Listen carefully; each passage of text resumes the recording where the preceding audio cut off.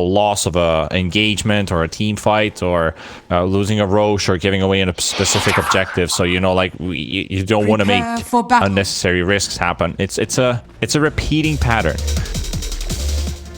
I hate repeating patterns, mate. They're just, you know, all the same. I'm just saying words.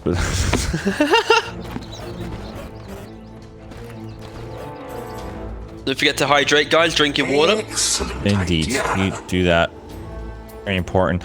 We have been casting for 12 hours in once we hit 7 minutes in the in-game clock. So, oh god, that's 12 hours straight, my man. We have been on the grind today. Congratulations. We have. All best of threes we've done today. Yeah.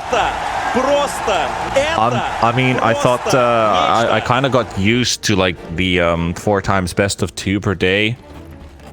But now when you add like a couple best of 3s into the mix and you go to 3 maps. Best of 3s, they bait you, know, because like a best of 2, you know, game 2, that's the conclusion, right? But best of 3s is like, whilst you're casting, you're like, is it going to a 3rd game? Do we need to go to a 3rd game? Why are these teams doing this? And then get to the 3rd game, you're like, all right, now it's spicy. The teams are really fighting for everything. And then you don't care that it's a 3rd game anymore because you get to watch the close fighting brawl that is tier 3 Dota 2. But I like what I'm seeing because the players that I have highlighted here is Perushara, who played Axe last game now with the Snapfire.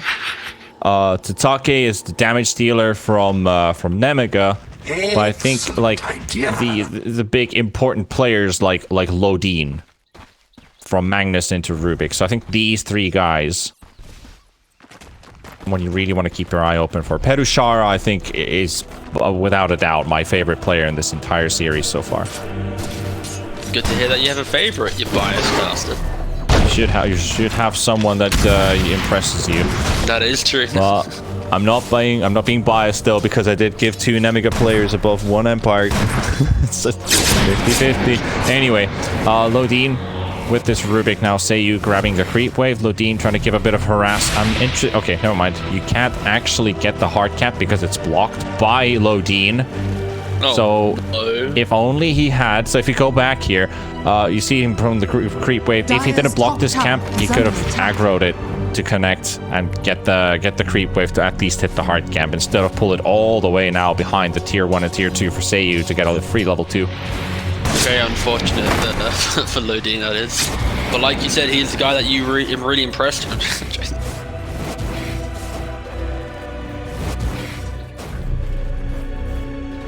DSY is Spectre just having a free time. Like this pull shenanigans, it basically removes 1 wave from the Spectre, but then it forces the wave on the tower, which means that the Spectre gets to reset after.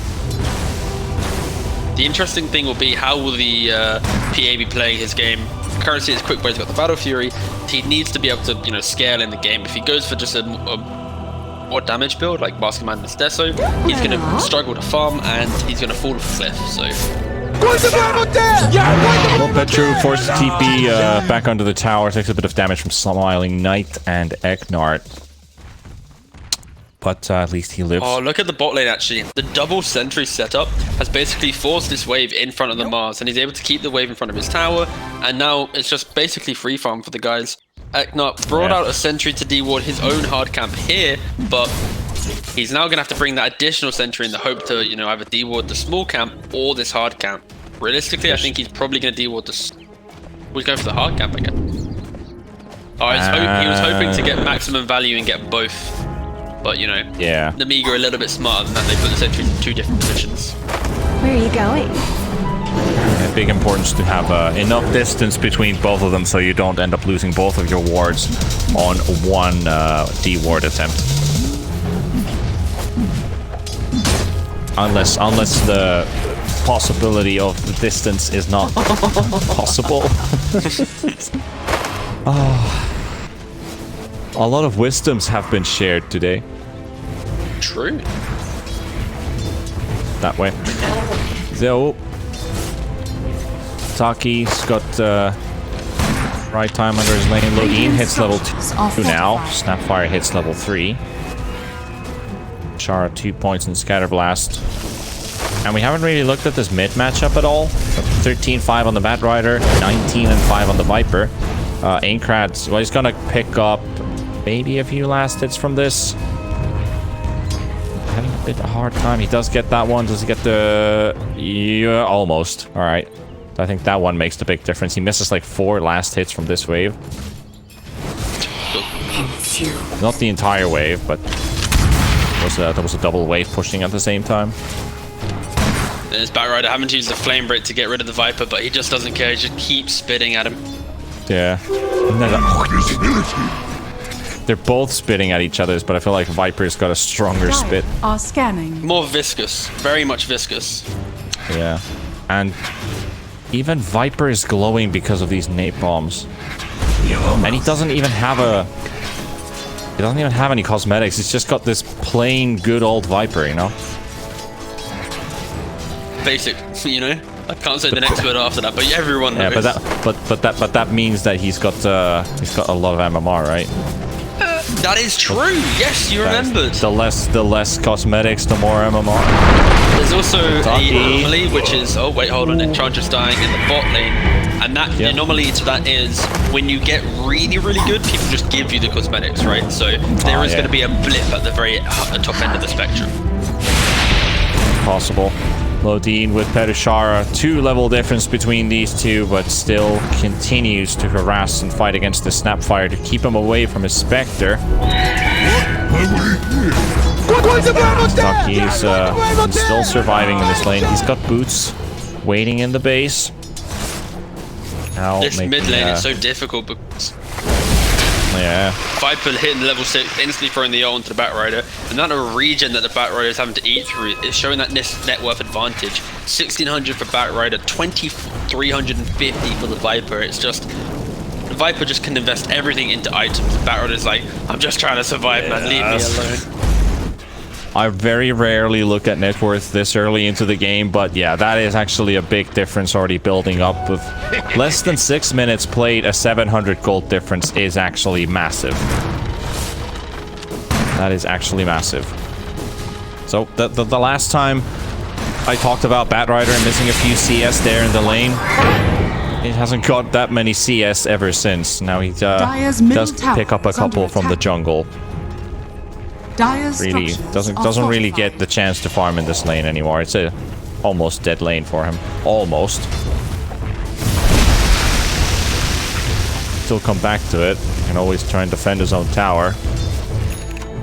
Mars is taking a bit of a beating. Duke can creep.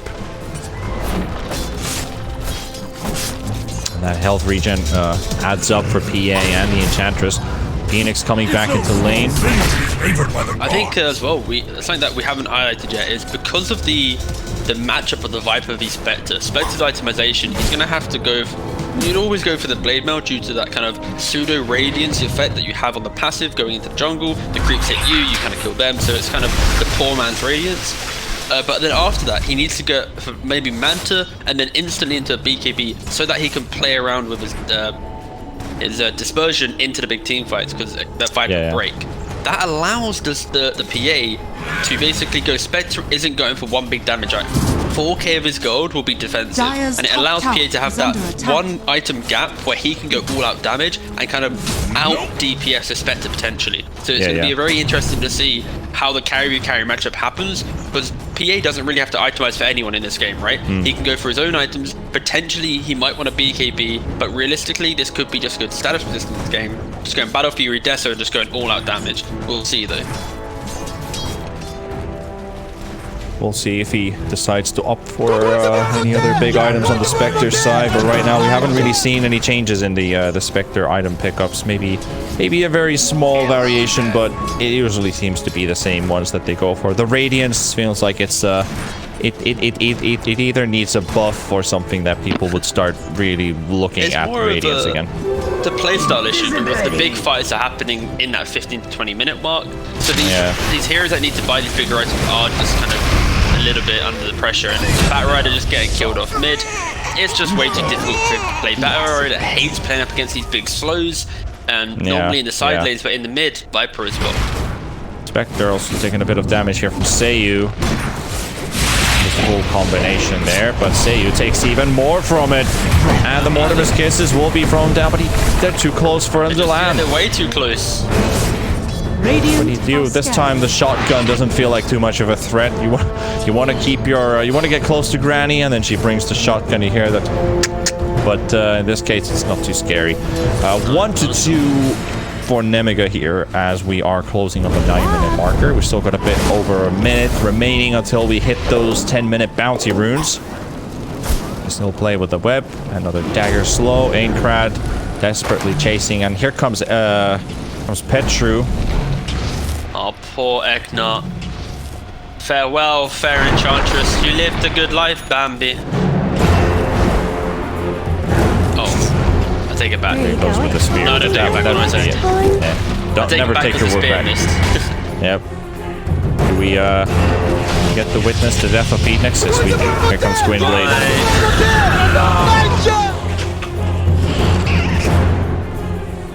Oh, the net worth is absolutely filthy right now. 4.6k for Viper, 3.6 for PN, 3.1 for Snapfire, and then the Dire was just slightly struggling, tailing in all of their positions.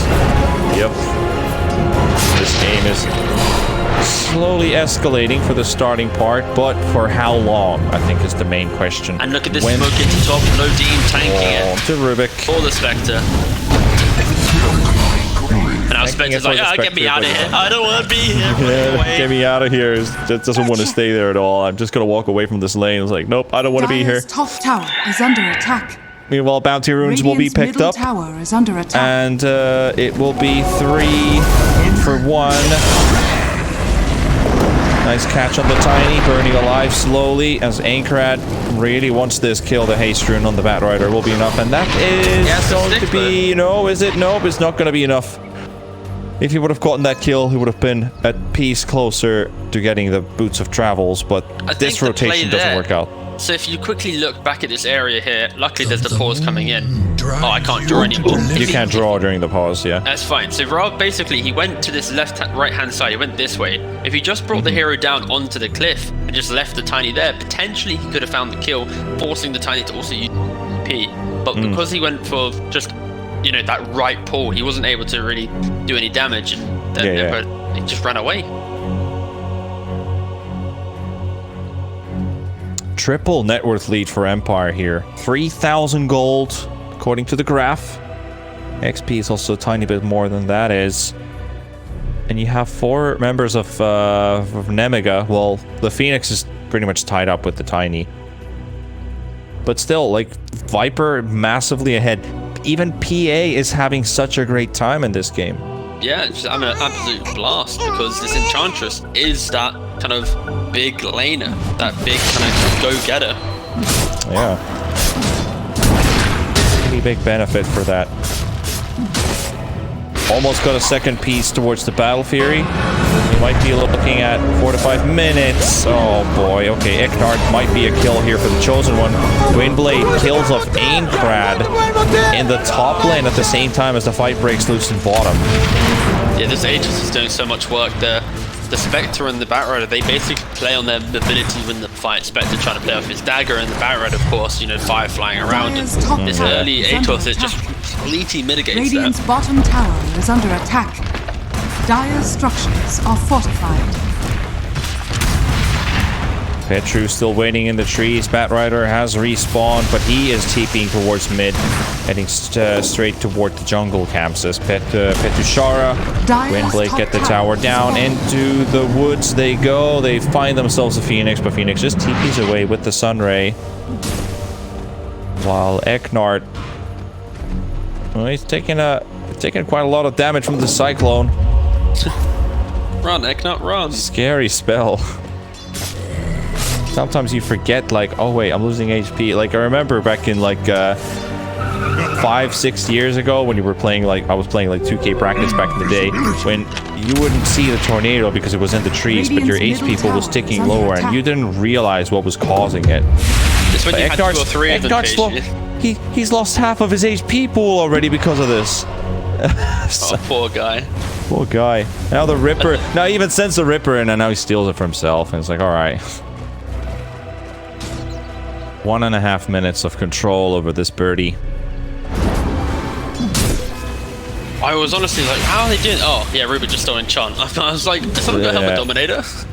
They are Radiant's bottom swapping tower creeps. is under attack. Very cool.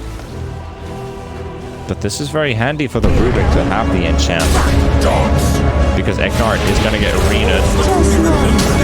Very simple, easy, quick kill here for the Chosen One. But in mid, they find a Spectre kill. Tatake is out. And another one for Gwynblade. 5-0-0. The issue with this Nemiga lineup, none of these heroes want to look at Viper and really kind of fight. And this is that happens when you pick the Spectre and you offer up that additional pick before the bans. You allow Empire to have this pick, and unfortunately with Nemiga's last pick of Batrider, they don't have any core in the game that can just confidently go up to Viper and say, get out of my game, you're out of here. And unfortunately, if you're a Nemiga fan, this Viper is just dominating, unstoppable, moving from lane to lane, nearly 7k net worth at 13 minutes, about to complete the mech after that degrees. He is a big, beefy boy that has... He's not stopping.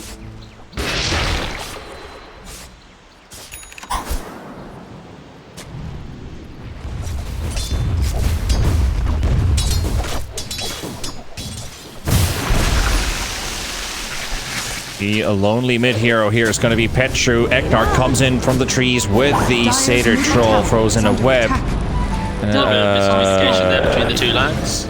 Yeah, Eknard was feeling a bit afraid being that deep in. Steals a spell that is Lodine, and he lifts by cancelling the teleport. He's potentially dying to the Batrider in top lane. Oh, the Firefly just ran out. Oh, there's the Spectre. Guy's getting halted on. There's so many things happening at the same time because Smiling Knight is dead. And Tatake comes into mid. They couldn't kill the Phoenix because Phoenix popped the egg. Bottom tower is under so something I forgot to mention. Look at the back. Look at the back. Look at Chosen One. I'm looking. Are you looking? Bang. No, it's not looking. So anyway, Not expecting that. I just mentioned the fact that Viper, there's no one in the game that can happily tell him to stop. But there actually is with the Rubik. If he can steal this Nevertoxin and then break the Viper or the PA, Lodine could have a very instrumental part of the game in bridging the tankiness of Emperor's lineup. So it is critical that he can maximize his, get levels, get more points in spell steal, and keep this Nevertoxin. Because it will allow him to farm, and it will fully counter Empire pre-BKBs if they are stationary. Cool. Because again, Nemiga, they're playing for the much later timing in the game. They're trying to bridge the aggression that the Viper is providing right now, because he is unkillable. But Spectre, he's finding the farm. He's now 6.1k net worth due to that pickup on the PA, who was shortly about to get the Battle Fury. He automatically got that Blade Mail, soon to be the Yasha. So it's basically Nemiga trying to buy the time, and Empire, they're the ones on this timer. They gotta go. Well, mainly when the PA has Battle Fury Desert, but with Viper, they can still start forcing objectives down. It was super important that they also got the kill on PA because that Battle Fury timing did get slowed by almost an entire minute. Those are very big things because that also means that once he has that Battle Fury, his farming style and pattern changes a little bit because camps die faster. Kills anything. Yeah, he does anything. Yeah. Radiant's bottom tower is under attack. Now with a DD rune, Gwynblade trying to finish off this tower, should be able to get it. With an eye, nope.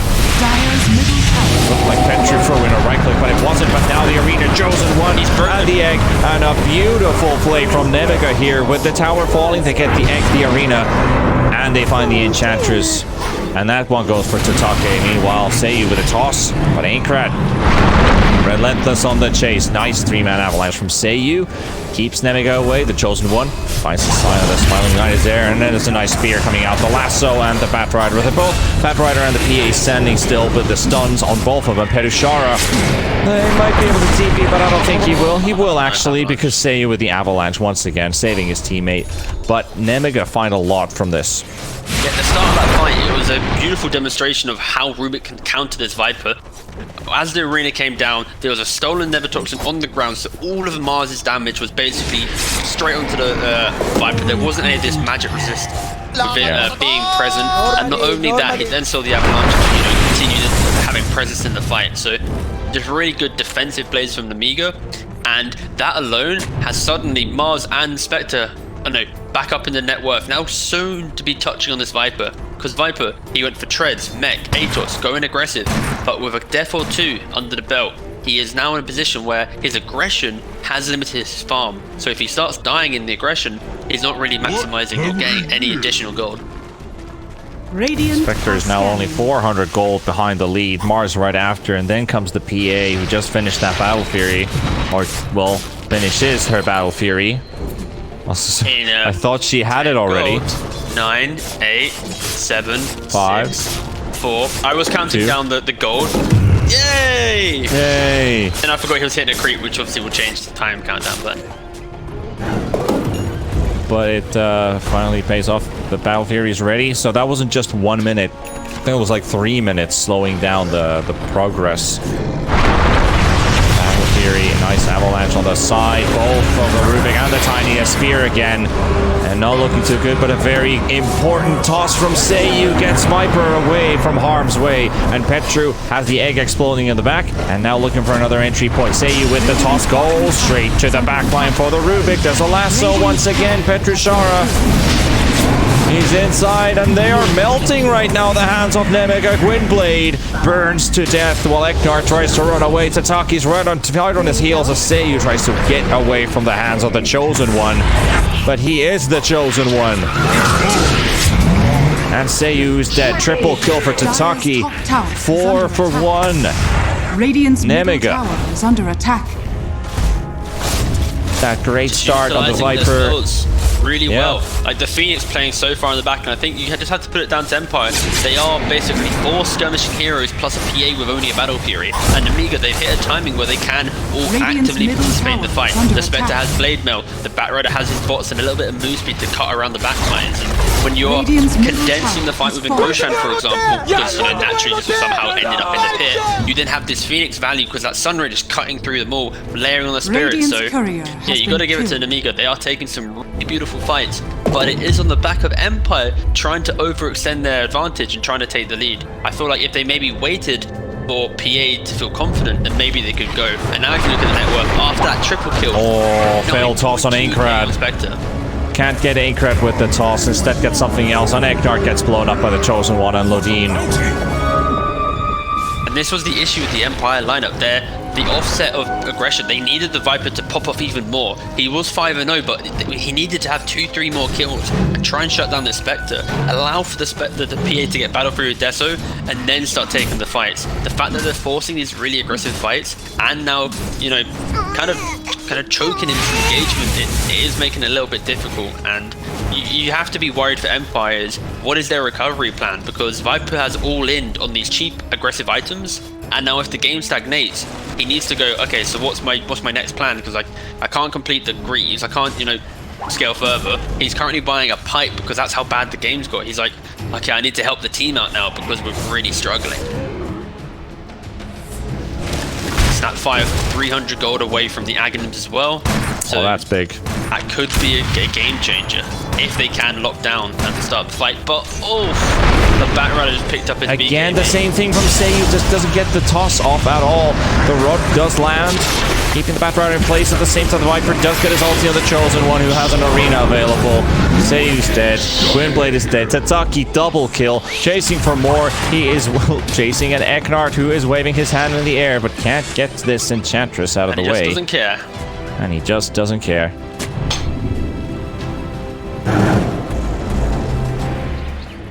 I've realised, by the way, it's something really relaxing. During this final game, I lit my candle on my desk. It's pretty nice, nice. Got the scent of orange and a nice little glow. Getting to watch this game, it's Very nice. That Sure, is very enjoyable. I'm just thinking about what am I going to eat after this game. Oh mate, you gotta go for the shawarma. That's always a power play. Oh yeah. Gotta have a taste of that. Spectre working on a BKB. Lucky Radiant's top tower 7, is 1, and under 5. attack. This is the best Spectre game we've seen in 2 days. This early into the game. he is popping off right now because this is the game where he's actually joining the fights to be the killer. We saw earlier today of Spectre, I believe on Gambit, he was joining the fights, but it was his Storm Spirit really collecting those kills, so it was hard for him to really shine. But in this game, this is very much the Spectre show, who's really just perfect decision making. He's joining the fight at the correct time, going on the correct heroes, and just, you know, getting kill after kill. 7, 1, and 5. Shortly going to be having a BKB around that 25-minute mark, fully negating that Viper break and the reason for the Viper pick in the drop.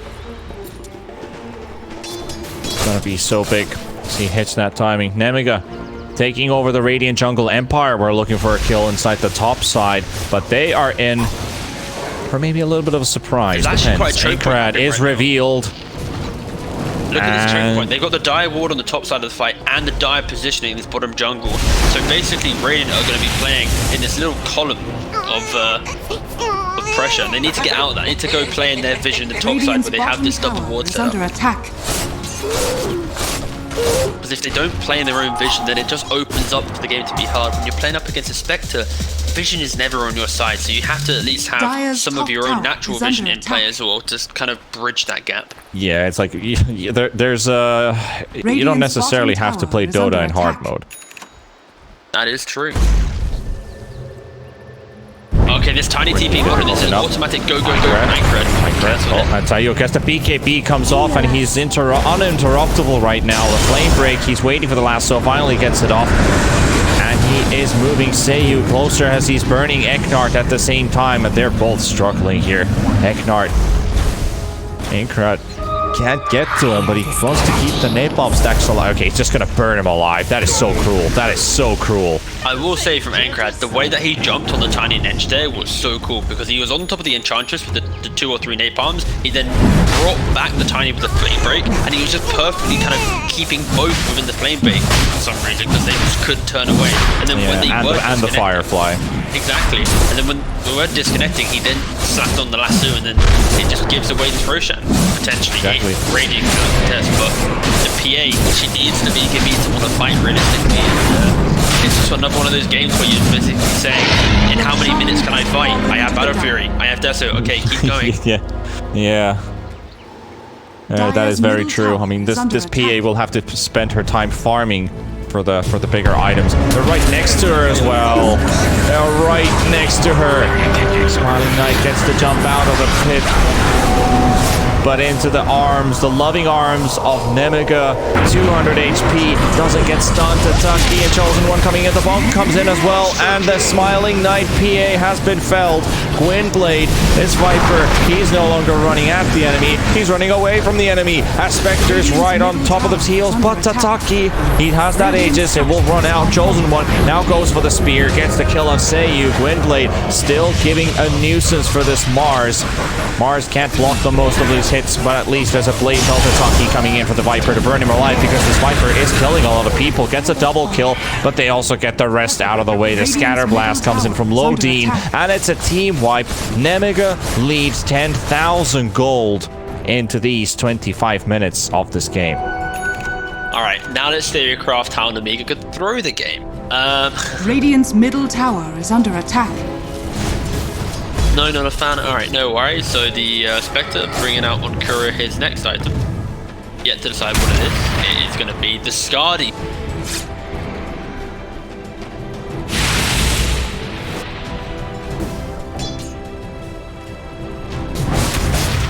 No, I'm just rubbing my head, and I'm just like, no, I was like, I was worried. I was like, oh god, is he gone? Do I have to do this? I'm here, but I'm just, I don't know what to say. What's the live counter? What happened? It's 12 hours and 15 minutes. What happened to Game 2 Empire? What happened to Game 1 5 men? I don't know. That was 12 hours ago, mate. That was 12 hours ago. Don't talk to me about the past. I'm living in the present. Woo! Live day by day, brother. Yeah, that's a smart choice. I think that's the best word of advice I've heard this entire day. Maybe this entire week in general. Wow, it is only, Tuesday, so it's only been 2 days, so that's not that impressive as a stat. Yeah, I guess. I'll take it. I guess it's a good activity. Depends if it actually depends if you think about the start of this week or the start of the last 7 days. So yeah, I guess I would need to rephrase myself a little that's bit. such But an esportsy way of looking at it, you know, like. Go look at that esports calendar. Every day is a work day. Dire's Pretty top much, tower pretty much. is Well, under you say attack. that you wish every day was a work day, but realistically, it's like 7 days each month. Kind of. Depends. Chosen One blinking, misses Viper, but finally gets the arena to land at least, and Blade burnt alive. All of these kills, they come from the Mars initiation, and it is working. It is working. Smiling Knight with PA, 0 kills this game. Maybe soon, once PA hits Honestly, those is big very items. reminiscent to that Thug game earlier. Oh yeah, Haunt. Tempo. Very aggressive Haunt Ataki, instantly targeting Smiling Knight, and he's following up. He jumps on Perushara, and he happens to have a reality. He happens to have the illusion following that, the lasso as well. Perushara brought to Nemiga. 3 heroes are dead. 2 actually. They just called GG. They just called GG, that's it. They can't really fight, to be fair. This game is pretty much over. This game is over. They have This game is done over. it. Yes, 28 minutes in, 28 kills. What a coinky dink. They've won the series 2-1. Truly, it's quite an enjoyable series of just the purest of tier 3 Dota. Nadine with the question mark because why? Why is he question marking? Because they cancelled the GG call. Oh. Sure. Alright, calm down. There we go. You beat Empire 2-1. Don't get too carried away, Chief. I'm joking there, but anyways. Nemiga, really impressive game 3. And game 1 was a really beautiful demonstration of just keeping it in the game. Good itemization with that rapier on the Morphling to get them over that in that win in the first game. The second game, very shaky from them. And it's that shakiness which does put